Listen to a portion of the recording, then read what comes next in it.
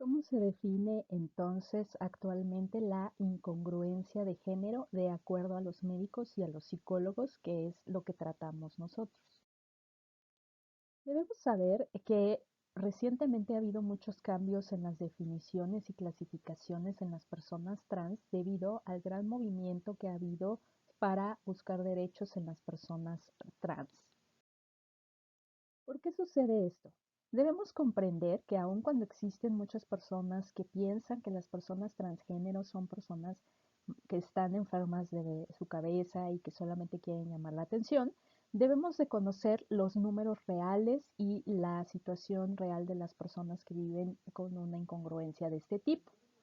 ¿Qué pasa si nosotros clasificamos a las personas trans como una enfermedad mental, que es lo que sucede hasta la fecha?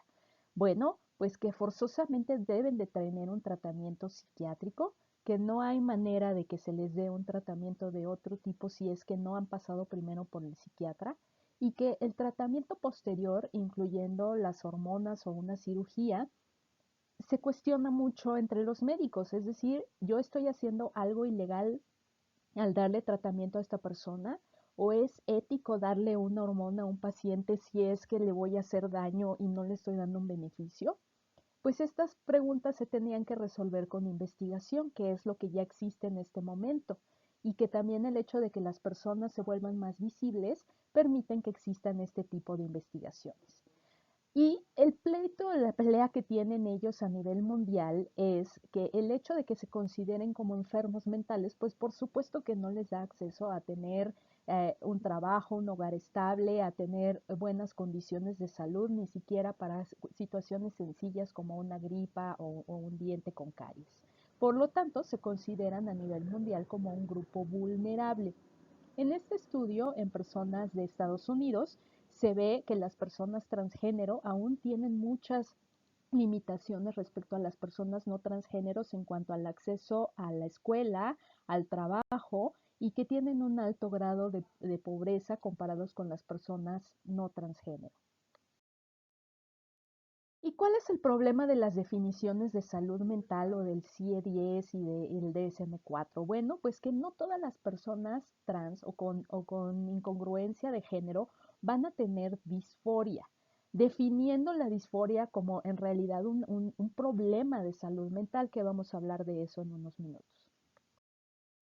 Las personas trans, la mayor parte de ellas, se encuentran en condiciones, digamos, tal vez no de euforia, pero por lo menos en condiciones normales o que nosotros, personas cisgénero, llamaríamos normales. Tienen familias, tienen amigos,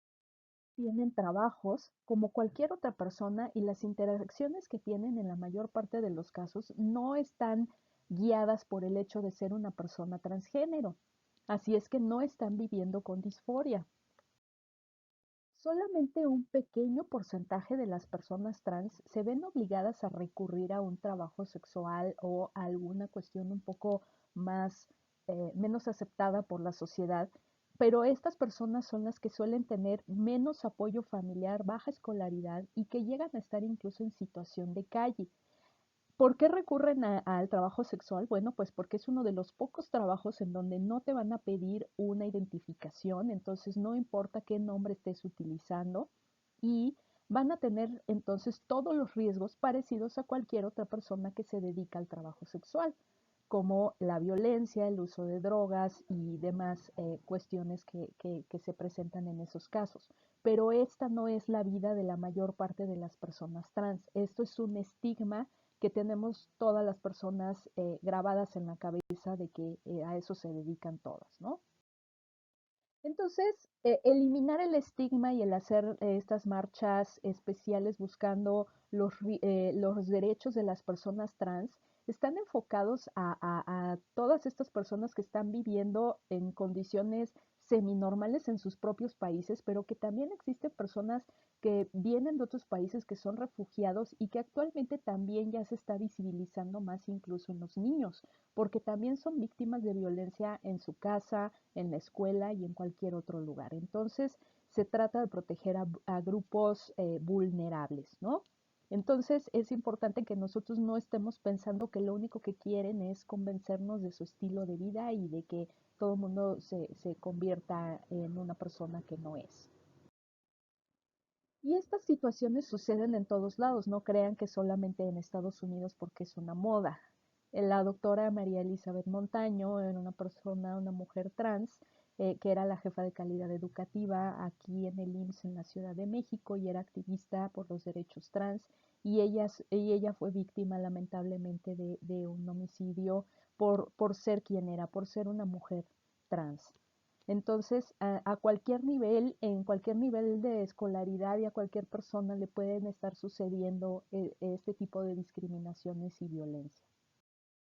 Entonces, el libro, el DSM-5, que es el libro que utilizan los psiquiatras para diagnosticar propiamente la disforia de género, lo que dice es que tiene que haber una diferencia en la identidad de género asignada con la sentida. O sea, si a mí al nacimiento me asignaron como varón y yo me siento como mujer. Esta diferencia se tiene que percibir por lo menos más de 6 meses y ese deseo tiene que ir acompañado de que no solamente me identifico con el otro género, sino que además me gustaría deshacerme de las características que me identifican como el género que no me gusta. Entonces, si yo soy una pequeña niña con moñitos en la cabeza, pues me van a dar ganas de deshacerme de esos moñitos y del pelo largo y de los vestidos y de los zapatitos bonitos, ¿no? Y voy a estar buscando tenerlas del género opuesto, voy a estar buscando pertenecer o incluirme en las actividades y ser tratado como del género opuesto, que me llamen de un nombre específico, porque estoy firmemente convencido de que pertenezco a ese género. Entonces, incluso, sobre todo en los niños, se nota mucho que se enojan cuando les hablan por el nombre que les dieron y no por el nombre que quieren, ¿no? Y en los adolescentes es cuando empieza a ver ya más propiamente la disforia franca, en el sentido de que empiezan a desarrollar miedo, a desarrollar las características sexuales secundarias que los van a identificar permanentemente como un hombre o como una mujer. Siendo niños es más fácil que haya alguna manera de ocultar esas características, pero una vez que se llega a la pubertad empieza a haber un miedo de desarrollar estas características. Y entonces, cuando ya son personas adultas, ese miedo pues ya no existe en el sentido de que pues ya se presentaron esas características, pero sí sigue persistiendo el miedo de que se les note, de que no puedan pasar desapercibidos en la sociedad. Y eso es lo que puede causar la disforia. Y eso es lo que puede hacer que una persona busque un tratamiento complementario como una cirugía o las hormonas. Habrá algunas personas que no tengan disforia, que están cómodas con su apariencia, con su situación de vida y que entonces tal vez, a pesar de que no tengan una congruencia, no tienen esa sensación de malestar. Y el segundo punto que se tiene que cumplir es que esta sensación o esta desconexión genera aflicción o deterioro significativo en áreas, en diferentes áreas de la persona, es decir, en casa y en el trabajo, en la escuela y en casa, o sea, hay varios sitios en donde esta incongruencia los está haciendo sentir mal. Entonces, pudiera ser que si nosotros nos basamos en esta definición, si en casa los aceptan bien, la familia los acepta bien y solo es en la escuela en donde no, pero tienen actividades en extraescolares en donde están bien adaptados y demás, entonces no clasificarían a lo mejor como tener disforia de género y el tratamiento no sería psiquiátrico, sino que el tratamiento a lo mejor sería cambiar al niño de escuela. Pero las definiciones siguen siendo bastante limitadas desde este punto de vista. En el CIE-10 que nosotros utilizamos en la mayor parte todavía de los sistemas de salud, pues obviamente que no existen estos cambios, estas variaciones, lo único que existe es transexualidad como un trastorno psiquiátrico. El CIE-11 que entra en vigencia a partir del 1 de enero del 2022 a nivel mundial, se hace el cambio en donde ya no es un trastorno mental, sino una condición de salud que requiere una atención médica, porque el problema sería que si no es una condición médica, entonces tampoco te voy a dar tratamiento. Si no estás enfermo, no te voy a dar hormonas. Pero sí se considera que requiere una atención médica, igual que, por ejemplo, es una condición de salud en donde no es una enfermedad el embarazo, pero requiere una atención médica. Entonces, está clasificada dentro del grupo de condiciones de salud que requieren atención en la salud sexual. El objetivo de cambiarlo entonces así es despatologizar, o sea, que ya no sea una patología y que entonces los pacientes puedan tener un acceso también a el tratamiento sin un estigma.